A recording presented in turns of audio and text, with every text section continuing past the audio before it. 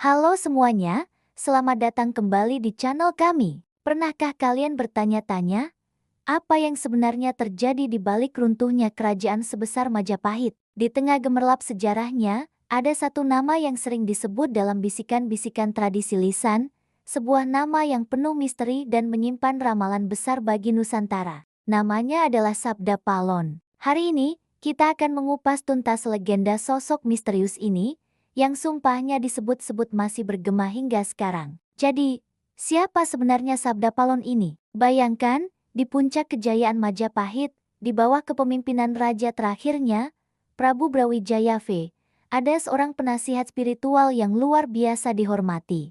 Ia bukan sekadar penasihat biasa. Sabda Palon adalah seorang Brahmana utama, pendeta agung yang memegang teguh ajaran Hindu-Buddha. Sosoknya digambarkan sangat bijaksana, memiliki kesaktian tingkat tinggi, dan bahkan dipercaya berumur sangat panjang, nyaris abadi. Ia adalah penjaga spiritualitas dan tradisi luhur tanah Jawa. Namun, zaman selalu berubah. Pada masa pemerintahan Prabu Brawijaya V, angin perubahan mulai berhembus kencang. Agama Islam menyebar dengan pesat di seluruh Nusantara. Bukan hanya rakyat jelata, para pejabat kerajaan bahkan putra sang raja sendiri, Raden Patah, memutuskan untuk memeluk Islam. Nantinya, Raden Patah inilah yang mendirikan Kesultanan Demak, yang menjadi penanda berakhirnya era Majapahit. Tentu saja, situasi ini menciptakan dilema besar di dalam istana. Sebagai penjaga ajaran leluhur, Sabda Palon merasa sangat kecewa. Ia menyaksikan bagaimana ajaran agung yang telah membangun peradaban Majapahit perlahan-lahan mulai ditinggalkan.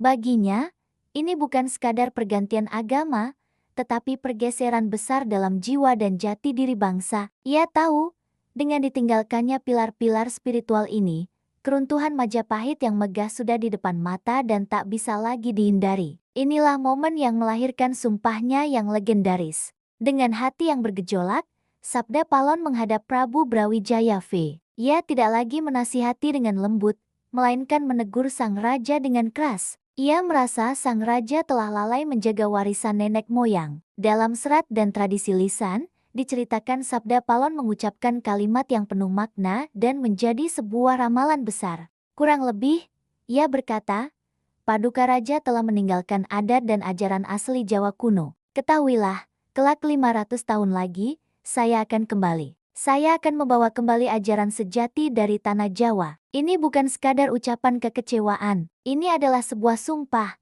sebuah janji, dan sebuah ramalan. Setelah mengucapkan kata-kata sakral tersebut, Sabda Palon menghilang secara gaib.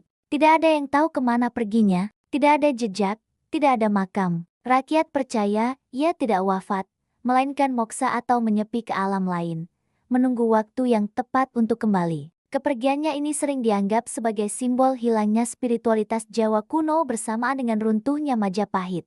Ramalan Sabda Palon, atau yang sering disebut tagih janji Sabda Palon, menjadi salah satu legenda paling kuat dalam budaya Jawa. Kalimatnya tentang kembalinya ia setelah 500 tahun menjadi bahan perbincangan dan interpretasi dari generasi ke generasi. Banyak yang percaya, kembalinya Sabda Palon bukanlah dalam wujud fisik, melainkan dalam bentuk kebangkitan kembali kesadaran akan budaya, spiritualitas, dan kearifan lokal Nusantara. Ia dipercaya akan muncul saat tanah Jawa mengalami kekacauan moral dan krisis identitas, untuk membawa kembali pencerahan dan keadilan. Lalu, apa pesan moral yang bisa kita ambil dari legenda ini?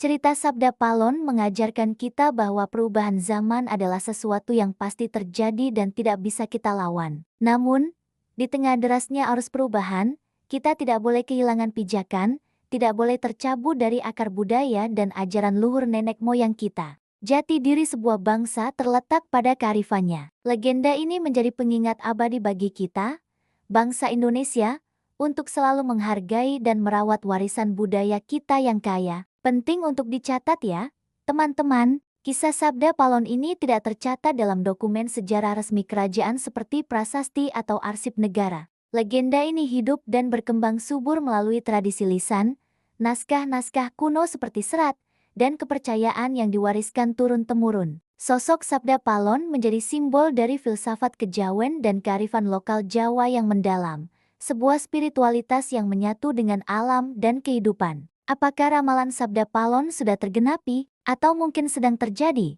Itu adalah pertanyaan yang jawabannya mungkin tersembunyi dalam perjalanan bangsa kita sendiri. Yang pasti, legenda ini memberikan kita perspektif yang kaya tentang sejarah, identitas, dan spiritualitas. Ia adalah harta karun tak ternilai dari khazanah budaya Nusantara. Bagaimana menurut kalian? Apakah kalian punya pandangan lain tentang sosok Sabda Palon dan ramalannya? Jangan ragu untuk berbagi pendapat di kolom komentar ya. Diskusi kita bisa membuat legenda ini semakin hidup. Terima kasih banyak sudah menonton video ini sampai selesai. Semoga cerita tentang Sabda Palon ini bisa menambah wawasan dan kecintaan kita pada budaya Nusantara. Jangan lupa untuk like, komen, dan subscribe agar kalian tidak ketinggalan cerita-cerita menarik lainnya dari kami. Sampai jumpa di video berikutnya.